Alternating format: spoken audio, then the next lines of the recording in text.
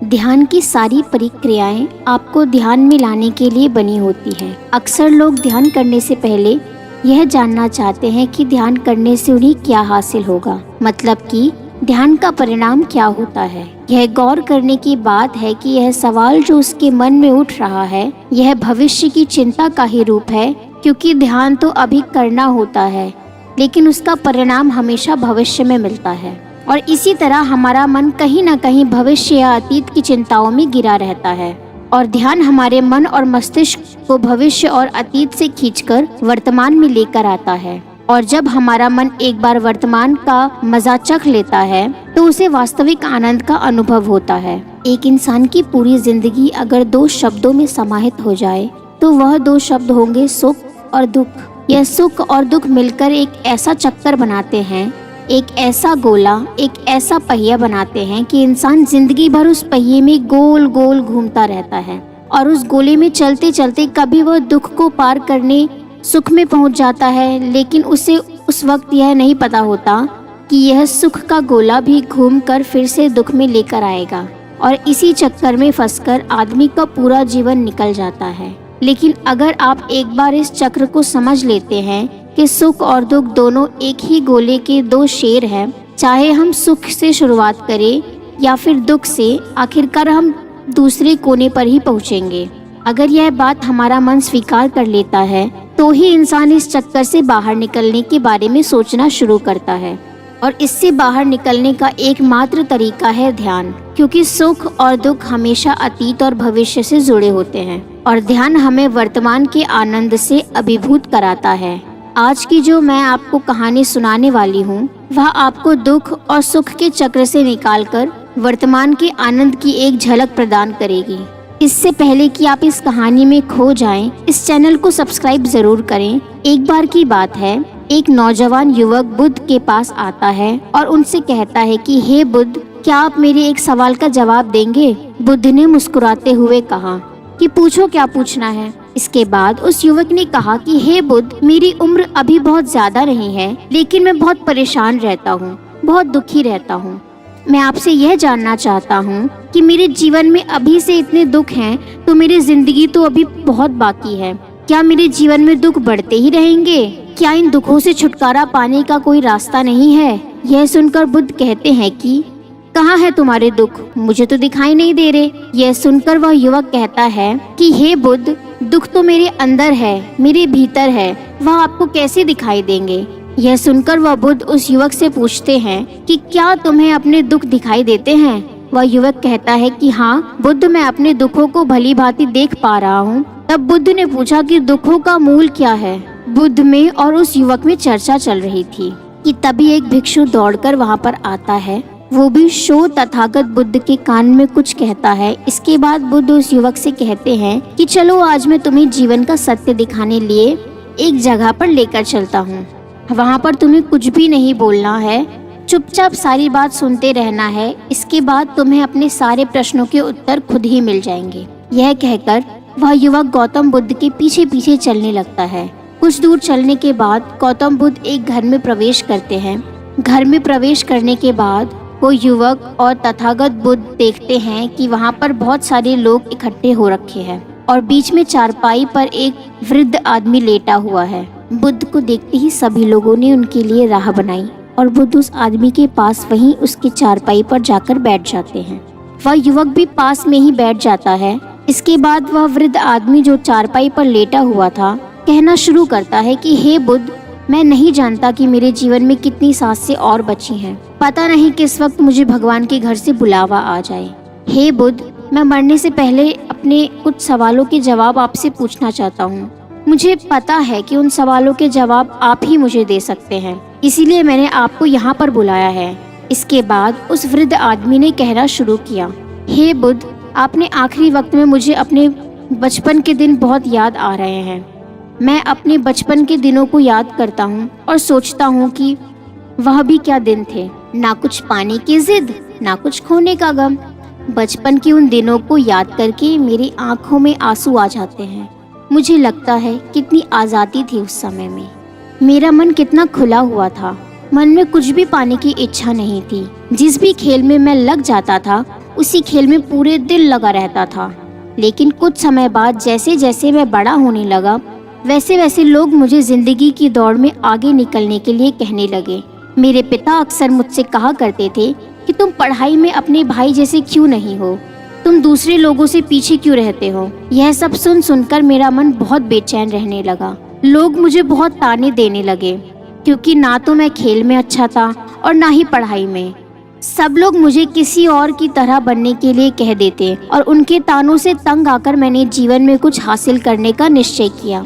मैंने अपने आप से वादा किया कि मैं भी अपने भाई की तरह कामयाब इंसान बनूंगा, और इसके लिए मैं दिन रात मेहनत करने में लग गया। शुरुआत में बहुत मुश्किलें आई, बहुत निराशा हाथ लगी, लेकिन मैंने हार नहीं मानी और मैंने खुद अपना व्यापार खड़ा कर लिया। उसके बाद मुझे कुछ पाने का एहसास हुआ।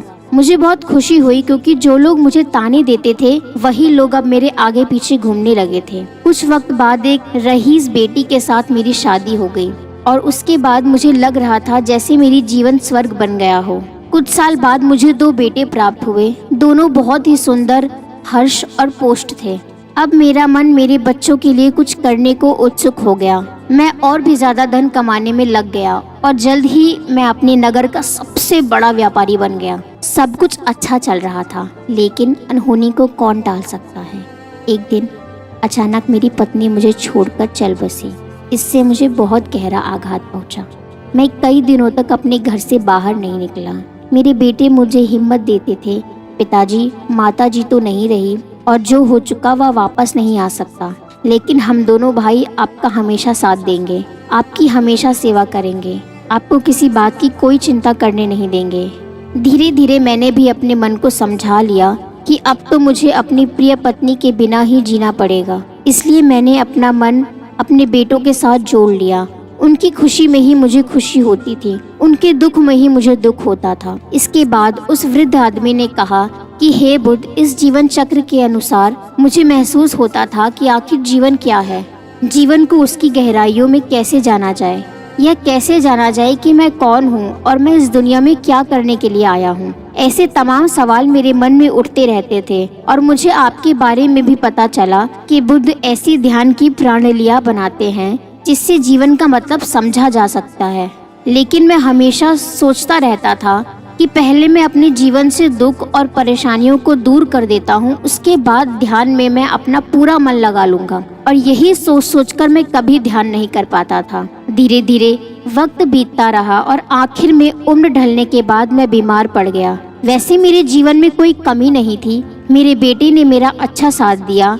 मैंने जीवन में बहुत कुछ हासिल भी किया, लेकिन अब मैं अपने जीवन में अगर पीछे मुड़कर देखता हूँ तो मुझे एहसास होता है कि मेरे बचपन के दिन ही सबसे प्यारे दिन थे। तब उस वृद्ध आदमी ने बुद्ध से पूछा कि चंद घड़ियों का मेहमान बचा हूँ, यह मैं जानता हूँ, लेकिन क्या आप कुछ ऐसा सूत्र मुझे बता सकते हैं जिससे कि मैं सुकून से मर सकूँ, मेरे मन के सारे सवाल जवाब शांत हो जाएं और मैं जीवन का असली मतलब समझकर मर सकूँ।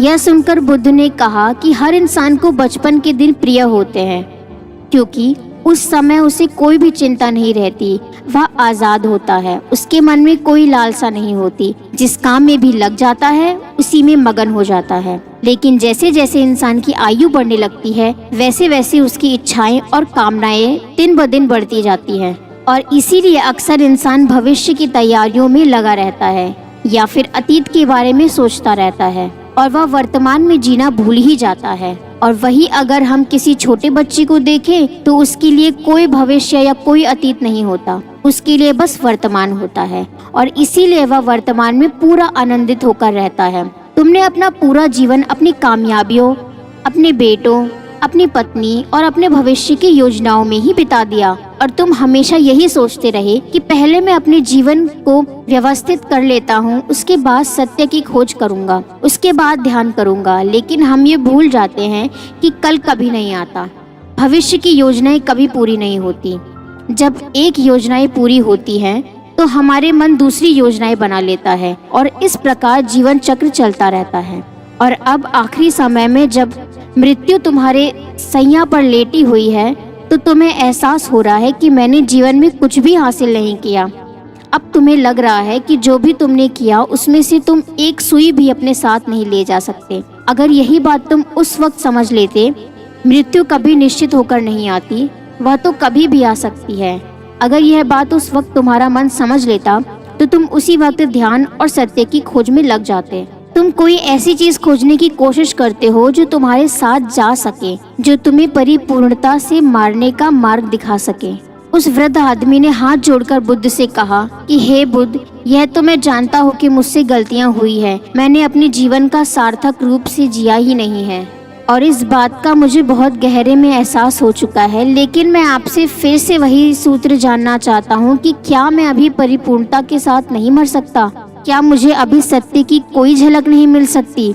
यह सुनकर बुद्ध ने उस आदमी का हाथ सहलाते हुए कहा कि अब तो एक ही सूत्र समझने लायक रह जाता है, और वह सूत्र है कि तुमने जीवन में जो कुछ भी पाया, जो कुछ भी खोया, वह सब यहीं पर छोड़कर चले जाओ। उसे अपने मन के साथ जोड़कर मत ले जाओ। अपने मन में यह भाव पैदा करो कि तुमने अपने जीवन से बहुत कुछ सीख लिया और वास्तविकता में तुमने अपने जीवन में बहुत प्रगति की है, क्योंकि तुमने यह जान लिया है कि जीवन में कुछ भी सार्थक नहीं है।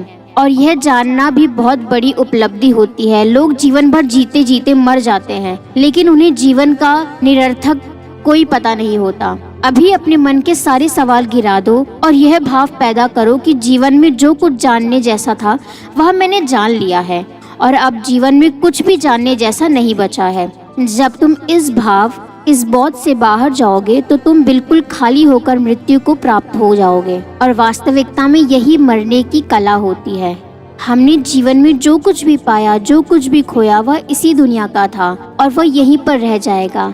हमारे साथ कुछ भी नहीं जाएगा।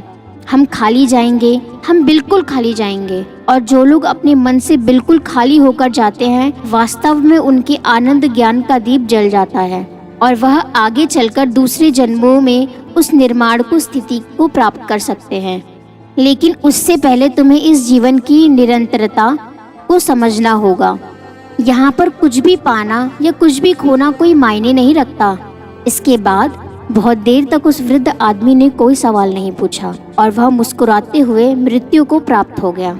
इसके बाद बुद्ध ने उस नौजवान युवक से पूछा कि क्या तुम्हें अपने सवालों के जवाब मिले, और मिले तो तुम्हें क्या जवाब मिले? सभी को बताओ। उस युवक ने कहा कि हे बुद्ध, मुझे अपने सवालों के जवाब मिल गए हैं। इस वृद्ध आदमी के जीवन चक्र से मैं समझ गया हूँ कि जीवन में कुछ भी पाने जैसा नहीं होता।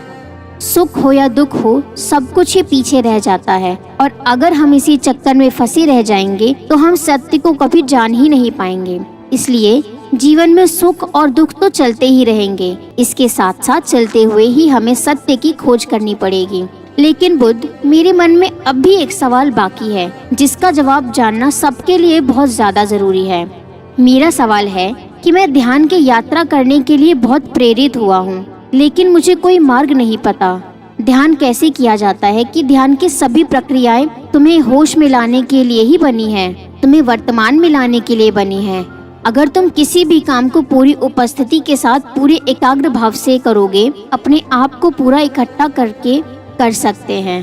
तुम ध्यान में ही होते हो, लेकिन हमारा ध्यान इधर उधर भटकता रहता है। अपना काम करते करते वर्तमान में रहने के लिए मैं तुम्हें एक छोटी सी विधि बताता हूँ, जिसके जरिए तुम अपना काम भी कर सकते हो और ध्यान को भी समझ सकते हो। जब भी तुम चलते फिरते हो, उठते बैठते हो, सिर्फ अपनी सांसों पर ध्यान लगाना शुरू करो। सांस किस नाक से आ रही है, किस नाक से जा रही है, ना कि कौन से टकरा रही है। सिर्फ तुम उसके साक्षी भरो जाओ, सिर्फ उसको देखते रहो। कुछ भी काम कर रहे हो, चल रहे हो, फिर रहे हो, खाना खा रहे हो, सिर्फ अपनी सांस पर ध्यान लगाओ। और यह करके वक्त तुम्हारे महसूस होगा कि तुम्हारा दिमाग, तुम्हारे विचार तुम्हें इधर उधर ले जाते हैं, लेकिन थोड़ी देर बाद तुम्हें फिर से होश आएगा। अपनी सांसों पर ध्यान लगाना है और तुम्हारा ध्यान फिर से सांसों पर टिक जाएगा। और धीरे धीरे जब तुम अपने विचारों को देखने लगोगे तो तुम पाओगे कि विचार विलीन होने लगे हैं। तुम्हारे अंदर बस एक खाली मैदान बचा हुआ है। सारे सवाल जवाब विलीन हो चुके हैं। इसके बाद बुद्ध ने कहा कि सांसें जो होती हैं वह वर्तमान में चलती है, ना ही वो भविष्य में चलती है, ना ही अतीत में चलती है। वह वर्तमान होता है, वही वर्तमान स्थिति होती है और जब तुम अपनी सांसों से जुड़ जाते हो तो तुम वर्तमान में ध्यान लगाना सीख जाते हो, क्योंकि सांसें जिन पर तुम ध्यान लगा रहे हो वो वर्तमान में चल रही हैं। इसके बाद धीरे धीरे कदम कदम पर तुम्हें ध्यान का खुद ही एहसास होने लगेगा। फिर तुम जो भी काम करोगे उसमें तुम्हारा पूरा चित्त लगेगा। तो शुरुआत वहीं से करो जहाँ पर तुम हो। यहीं से अभी से अपनी सांसों को पकड़ना शुरू कर दो। तो दोस्तों, कैसी लगी आपको यह कहानी कमेंट सेक्शन में ज़रूर बताना, और अच्छी लगी तो इस चैनल को सब्सक्राइब करना मत भूलना।